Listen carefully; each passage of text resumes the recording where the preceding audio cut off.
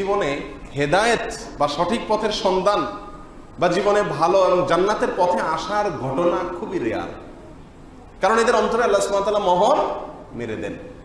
হ্যাঁ, যদি কোনো ওজনের কারণে কারোর জুমা ছুটে যায়, যেমন আমাদের প্রবাসী ভাইরা অনেকেই আমাদের কাছে প্রশ্ন করেন অনেক সময় যে কোম্পানির চাকরি করেন, সেখানে জুমার সময় ছুটি দেওয়া হয় না, অথবা এমন মরুভূমিতে এমন জায়গায় তাদের ডিউটি, সেখান থেকে জুমার মসজিদ বহু দূরে, তারা যেতে পারেন না। তাদের কথা ভিন্ন, কারণ হাদিসে বলা হয়েছে তাহাউনান, যে ব্যক্তি অলসতা করে 3 জুমা বাদ দেয় তার অন্তরে আল্লাহ সুবহানাহু ওয়া তাআলা মোহর মেরে দিবেন। অতএব কোনো অবস্থাতেই একজন মুমিন জুমার নামাজের গুরুত্ব তার কাছে কম থাকতে পারে না, সবচেয়ে বেশি গুরুত্ব তিনি জুমার নামাজে দিবেন। এই বিষয়ে সহিহ মুসলিমে আরেকটা হাদিসে আসছে, নবী সাল্লাল্লাহু আলাইহি ওয়াসাল্লাম বলেছেন, হয় তোমরা জুমার ব্যাপারে অলসতা বন্ধ করবে, আর না হলে আল্লাহ তাআলা তোমাদের অন্তরে মোহর মেরে দিবেন, সিল মেরে দিবেন, সিল গালা করে দিবেন অন্তরকে, এই অন্তরে আর ভালো কিছু প্রবেশ করবে না, সকল দুয়ার বন্ধ হয়ে যাবে। মোহতারাম হাজিরিন, আমরা যারা জুমার নামাজে দেরিতে আসি অথবা দায় সারা জুমার নামাজ পড়ি, কোন রকম ইমাম সাহেবের খুতবার আওয়াজ শোনা গেলে বাসা থেকে রওনা দেই, অথবা কেরাত শুরু হলে, একামত শুরু হলে দৌড় দিয়া কোনো রকম পিছনে এসে দাঁড়াই, তারাও এই দলের কিছুটা হলেও অন্তর্ভুক্ত। কারণ আপনি জুমার নামাজ পড়ছেন, দায় সারা জুমার নামাজ, যে আসছে না এবং তার সাথে পার্থক্য আপনার অবশ্যই আছে, কিন্তু আপনিও অলসতা করছেন, তিনিও অলসতা করছেন। এই বিষয়ে রাসূল আকরাম সাল্লাল্লাহু আলাইহি ওয়াসাল্লামের বেশ অনেকগুলো হাদিস রয়েছে।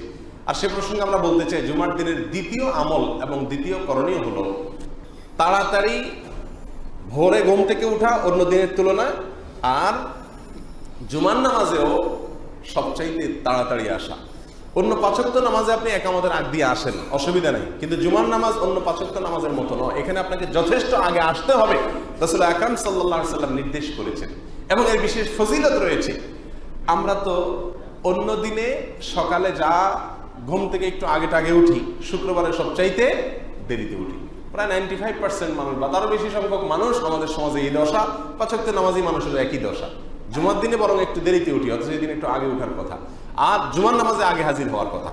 জুমার নামাজে আগে হাজির হওয়া সম্পর্কে একটি হাদিস রয়েছে, তিরমিজিতে হাদিসটি বর্ণিত হয়েছে বিশুদ্ধ সূত্রে।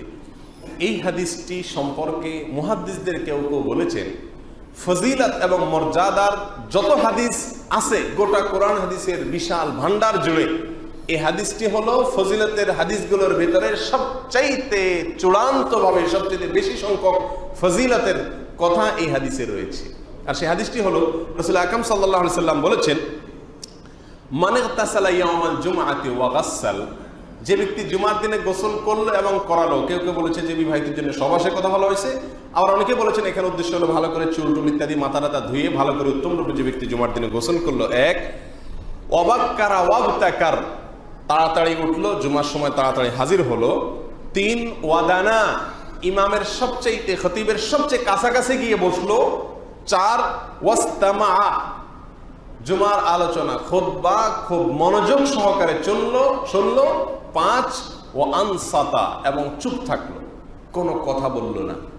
এই 5টি কাজ যে ব্যক্তি করবে, কানা লাহু বিকুল্লি খুতওয়াতিন ইয়াখতুহা আজরু সানাতিন সিয়ামুহা ওয়া কিয়ামুহা, তাহলে সেই ব্যক্তিকে আল্লাহ সুবহানাহু ওয়া তাআলা বাসা থেকে মসজিদে আসার সময় যে সে পায়ে হেঁটে আসছে, প্রতি কদমে আল্লাহ সুবহানাহু ওয়া তাআলা 1 বছর রোজা রাখার, 1 বছর রাত জেগে তাহাজ্জুদ পড়ার সওয়াব দিবেন।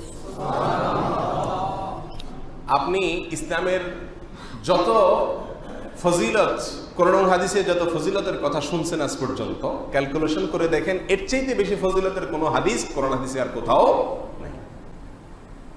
আপনি হিসাব করে দেখেন, আপনার বাসা যদি একটু দূরে হয় আর জুমার নামাজের সময় আপনি আসেন, কতগুলো কদম দেওয়া হয়?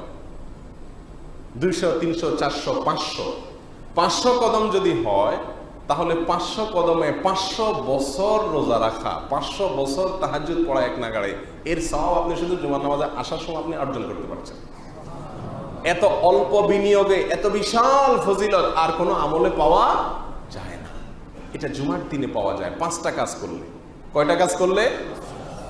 আবারও বলছি, নাম্বার 1, ভালো করে গোসল করবে, ভালো করে উত্তমভাবে গোসল করবেন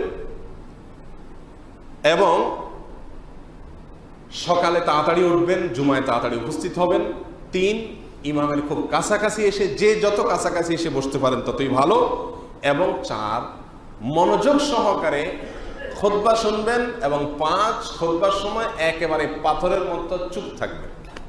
এই 5টা কাজ যদি করেন তাহলে এই সওয়াব পাওয়া যাবে। আল্লাহ তাআলা আমাদের সকলকে তৌফিক দান করুন। তাহলে জুমার দিনের দ্বিতীয় করণীয় পেয়ে গেলাম। নাম্বার